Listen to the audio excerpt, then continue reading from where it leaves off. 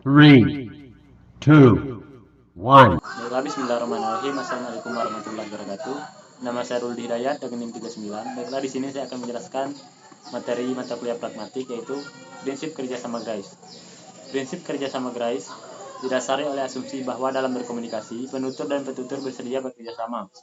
Kerjasama membentuk struktur kontribusi-kontribusi kita sendiri terhadap percakapan dan bagaimana kita mulai menginterpretasi kontribusi-kontribusi orang.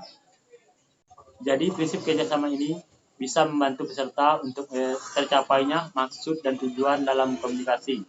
Rumusan prinsip kerjasama tersebut bunyinya sebagai berikut.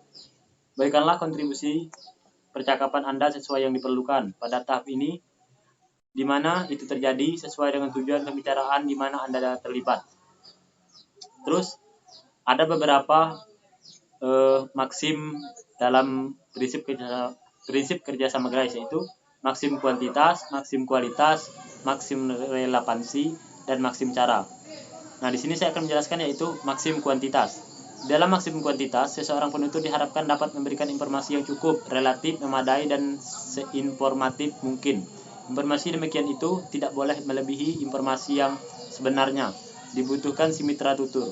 Maksimum kuantitas menuntut penggunaan potensi bahasa itu di dalam bentuk ujaran yang hemat.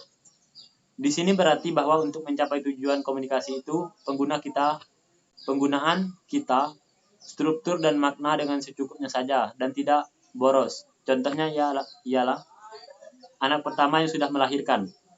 Ujar 1. Di atas dianggap mematuhi maksim kuantitas karena memberikan kontribusi yang secukupnya. Dikatakan demikian karena setiap orang pasti tahu bahwa kaum perempuan yang bisa melahirkan. Selain itu, di dalam maksim kuantitas, lawan tutur diharapkan memberikan informasi yang relatif, memadai, dan sesuai yang dibutuhkan oleh mitra tutur. Terima kasih. Wassalamualaikum warahmatullahi wabarakatuh. Saya Tela Belara akan menjelaskan mengenai maksim kualitas. Maksim kualitas yaitu setiap percakapan mengatakan hal yang sebenarnya. Kontribusi peserta percakapan hendaknya didasarkan pada bukti-bukti yang memadai, dengan kata lain dapat menyampaikan sesuatu yang bersifat nyata ataupun faktual. Dengan maksim kualitas ini, seorang peserta tutur diharapkan dapat menyampaikan sesuatu yang nyata dan sesuai dengan fakta yang sebenarnya di dalam aktivitas bertutur. Fakta kebahasaan yang demikian itu harus didukung dan didasarkan pada bukti-bukti yang jelas, konkret, nyata, dan terukur. Maka sebuah tuturan akan dapat dikatakan memiliki kualitas yang baik apabila tuturan itu sesuai dengan faktanya, tidak direkayasa ataupun tidak dibuat-buat. Contohnya itu ada percakapan guru dan Denny. Guru menanyakan kepada Denny, apa ibu kota Jawa Timur? Denny menjawab, Surabaya, Pak.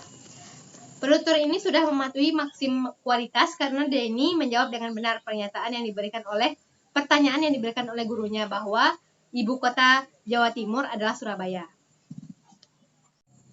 Baik, bismillahirrahmanirrahim. Di sini saya Ahmad Ridwan Irfandi akan menjelaskan maksim relevansi atau maksim hubungan.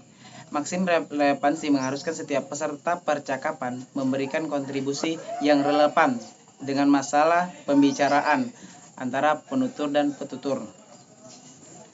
Maksim hubungan yang mengatakan usahakan agar informasi yang diberikan oleh penutur itu sesuai dengan relevansinya sesuai, sehingga tidak timbul kesalahpahaman antara penutur dan pendengarnya. Contohnya yaitu seperti pembicaraan antara kakak dan adik.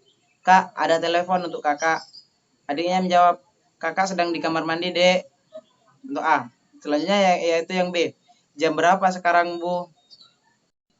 Dijawab oleh ibu, tukang keran baru saja lewat. Tentu antara yang contoh A dan contoh B itu berbeda. Pada contoh A, antara kakak dan adik itu jawaban yang diberikan itu relevan antara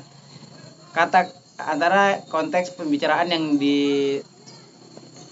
disampaikan oleh kakak kepada adik itu menyambung. Sedangkan pada contoh yang kedua itu antara anak dan ibunya yang menanyakan waktu dan dijawab dengan tukang koran baru saja lewat, itu sama sekali tidak ada relevansinya sama sekali.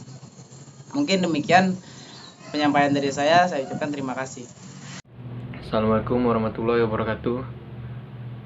Baiklah, saya Abdul Halim dengan NIM 51 akan menjelaskan mengenai maksim cara. Di dalam prinsip kerjasama yang berupa maksim cara ini, setiap peserta tutur diharapkan mampu memberikan informasi yang jelas dan langsung, tidak taksa atau ambigu, tidak kabur dan tidak membingungkan. Jika selama proses penuturan berlangsung, peserta tutur mampu menjalankan salah satu syarat yang diajukan dalam maksim cara, maka dapat dikatakan bahwa proses pertuturan yang dilakukan telah mematuhi prinsip kerjasama yang berupa maksim cara. Sekian penjelasan saya. Sekian, terima kasih.